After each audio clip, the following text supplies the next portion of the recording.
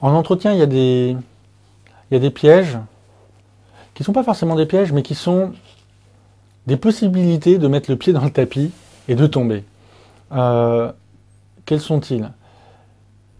D'avoir peur des blancs et de compléter une réponse qui était terminée. Le recruteur vous pose une question, vous lui répondez. Et là, il y a un blanc. Trop souvent, vous avez l'impression que vous n'avez pas donné assez d'informations et vous reprenez votre discours. C'est un énorme piège. Parce que vous allez perdre votre synthèse, vous allez lui parler de choses qui sont plus en rapport avec la question, et si lui n'a pas perçu que c'est parce que vous étiez gêné par le blanc, il va penser que vous n'êtes pas synthétique. Quand vous pensez quelque chose, dites-le. Si vous avez l'impression d'avoir répondu et que vous ne comprenez pas pourquoi il y a un blanc, dites-le. Ai-je répondu à votre question? Voulez-vous que je complète?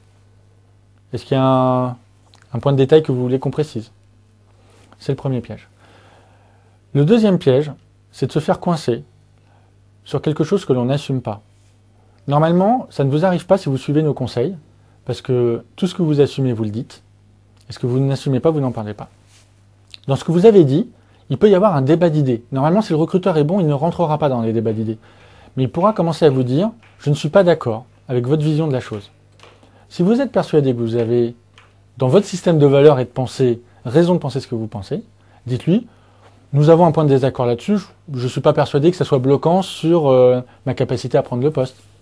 Vous pouvez aborder les choses. Vous n'êtes pas obligé de lutter à mort pour montrer que vous avez raison, parce que bien souvent, chacun a raison dans son système de valeurs et de pensée, mais vous n'avez pas non plus obligation de tomber d'accord avec lui.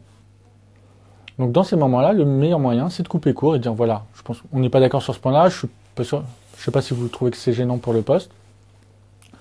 Ensuite, un autre piège, c'est de rentrer dans le jeu d'un recruteur qui essaye de vous déstabiliser pour de vrai. Ça peut prendre des formes différentes. Ça peut être de l'agression directe. On voit ça souvent en entretien pour des postes un peu commerciaux, où on a envie de voir comment vous tiendrez face à un client difficile. Mais là, on peut vous dire, mais vous n'avez rien compris en fait à notre métier. Toujours pareil, restez simple, calme, et dites les choses. Vous pouvez dire, moi ce que j'ai compris c'est ça.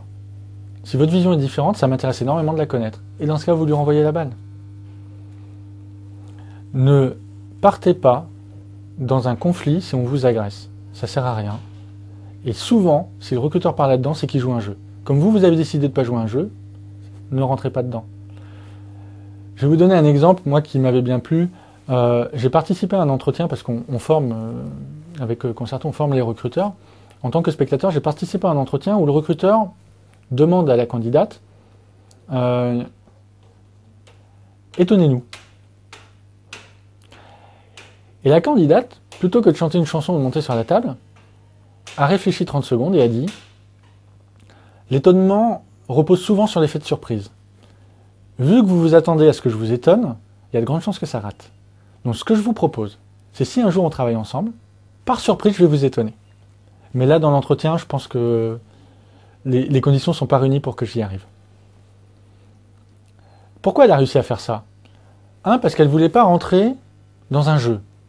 Donc si on vous demande des questions que moi je n'aime pas, du genre chantez-nous une chanson ou racontez-nous une blague, prenez le temps de la réflexion pour sortir du jeu.